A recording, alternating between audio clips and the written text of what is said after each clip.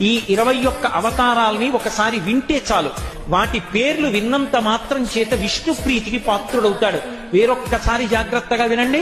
మొట్టమొదట ఆదినారాయణుడు సనకసనందనాదులు, దాని తర్వాత వచ్చినటువంటిది యజ్ఞవరాహావతారం, యజ్ఞవరాహావతారం తర్వాత నారదుడు, నారదుడి తర్వాత నరనారాయణుడు, నరనారాయణుల తర్వాత వచ్చినటువంటిది కపిలావతారం, కపిలావతారం తర్వాత దత్తాత్రేయావతారం, దత్తాత్రేయావతారం తర్వాత యజ్ఞావతారం, యజ్ఞుని యొక్క అవతారం తర్వాత వృషభావతారం, వృషభావతారం తర్వాత వచ్చింది పృథుమహారాజు గారి అవతారం, పృథుమహారాజు గారి అవతారం తర్వాత వచ్చినటువంటి అవతారం మత్స్యావతారం, తర్వాత కూర్మావతారం, తర్వాత ధన్వంతరి, తర్వాత మోహిని, తర్వాత నరసింహుడు, తర్వాత వామనమూర్తి, తర్వాత పరశురాముడు, తర్వాత రాముడు, తర్వాత బలరాముడు, బలరాముడి తర్వాత కృష్ణ భగవానుడు, కృష్ణ భగవానుడి తర్వాత బుద్ధావతారం, బుద్ధావతారం తర్వాత కల్క్యావతారం.